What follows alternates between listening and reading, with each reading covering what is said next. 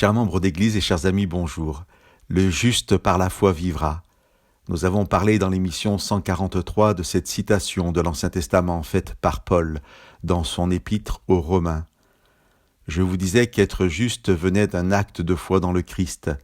Nous devons avant tout croire dans ce que Jésus a fait pour nous et nous sommes justes non pas par notre fidélité mais bien plus par celle du Christ.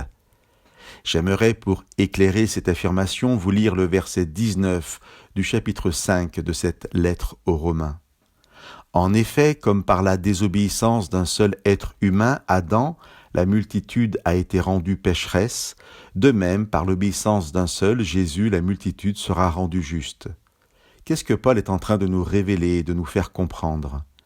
À partir du verset 12 de ce chapitre 5, Paul fait une comparaison entre la figure d'Adam, le premier homme, et celle de Jésus, et nous invite à lire en parallèle le chemin d'Adam et ses préjudices pour nous, et le chemin de Jésus et ses bénéfices pour nous. En résumé, Paul nous dit que par Adam est entré dans le monde le péché, par le péché la condamnation, et par la condamnation la mort, et la mort pour tous, parce que tous ont péché. Mais que par Jésus est entré dans le monde l'obéissance, par l'obéissance la grâce, et par la grâce la justice, et la justice pour tous, parce que tous ont péché et en ont besoin.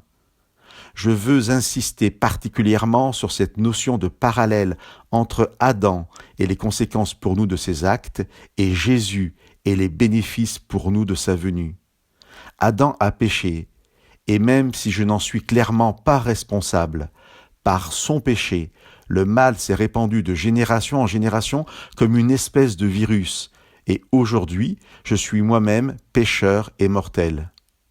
Jésus a obéi, et je n'y suis clairement pour rien, mais par son acte de justice, la grâce s'est répandue de génération en génération comme une espèce de vaccin universel, et aujourd'hui, je suis moi-même juste et sauvé. Là est la réponse de Dieu au mal. Jésus et sa justice sont la réponse.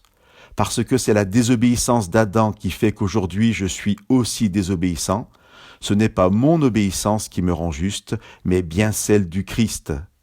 Chers amis, nous pouvons ne pas comprendre pourquoi le mal existe, mais nous pouvons accepter aujourd'hui que par la foi dans ce que Jésus a vécu pour nous, nous sommes justes aux yeux de Dieu, si par la foi nous acceptons Jésus dans nos vies. Le juste par la foi en Christ vivra. Que Dieu vous bénisse.